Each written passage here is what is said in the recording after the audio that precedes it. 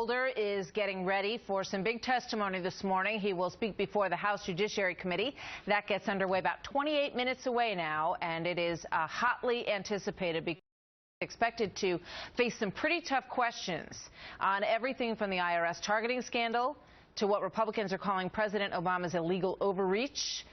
Last month, Congressman Trey Gowdy gave a fiery speech calling on the Obama administration to defend the U.S. Constitution. We know the president can refuse to defend the constitutionality of a statute, even one that he signs into law. If a president can change some laws, can he change all laws? Can he change election laws? Can he change discrimination laws? Are there any laws under your theory that he actually has to enforce? See, this is going to get interesting today, right? Virginia Republican Bob Goodlatte is the chairman of the House Judiciary Committee, and he joins us now. Chairman, welcome. Great to have you here this morning. Good to be with you, Martha, and your viewers. Well, thank you very much. So what is top of mind? What are you going to ask Eric Holder this morning? Well, as you noted, and as your viewers can suspect, there are many issues that the members of the committee want to raise with the Attorney General.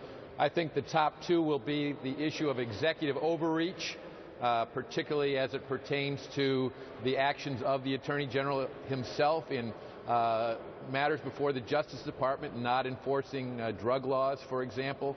But this issue of the President of the United States either rewriting the laws or simply refusing to enforce existing laws is a serious threat to the Article I powers of the Congress, and this will be, I think, a main focus of the hearing. Also, we're very interested in hearing the Attorney General's take on the administration's proposals with regard to the Foreign Intelligence Surveillance Act and the matters stemming from NSA surveillance, the Edward Snowden revelations, and so on. The IRS issue will also be a top one. Absolutely, no doubt. Let's take a look at some of these executive order overrides that we have put together here.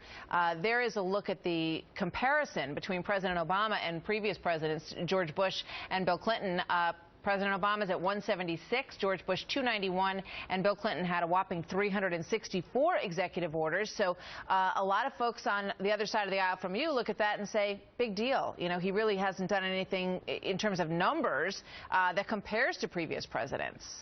Well, first of all, executive orders that take care of administrative matters within any administration are an appropriate action to be taken by any president as long as they are within the bounds of the law and are geared towards actually carrying out the law as the president has the duty to do under Article 2 of the Constitution. So many of those executive orders are routine matters that are perfectly appropriate, including some that have been issued by President Obama. The issue isn't in numbers. The issue is in the reach that this president has undertaken in a whole host of areas, from education to welfare reform, simply waiving statutory requirements in our welfare laws so that benefits can be extended to people that do not qualify under the law for them, waiving requirements of the No Child Left Behind Act.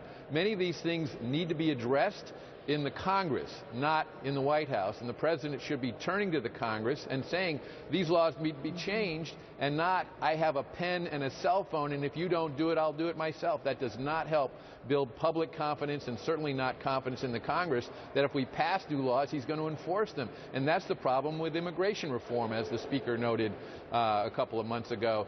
If you're not going to carry out the laws, why should the Congress trust you with new laws to try to solve some of the problems that do exist in our society that need to be addressed? But this has his own mind, his own way of doing it, and unfortunately his Attorney General has simply carried his water on these issues rather than being the chief law enforcement officer of the United States. Well, no doubt the Attorney General has his own reasons and his own substantiation for making those decisions, because every time the president does one of these executive orders, every one of the 28 sometimes that the health care law has been changed or amended by these kinds of executive orders, also for drug issues, as you pointed out, for immigration, he has had to go before the Attorney General and say, are we okay on this? And the Attorney General, no doubt, has said, absolutely, Mr. President.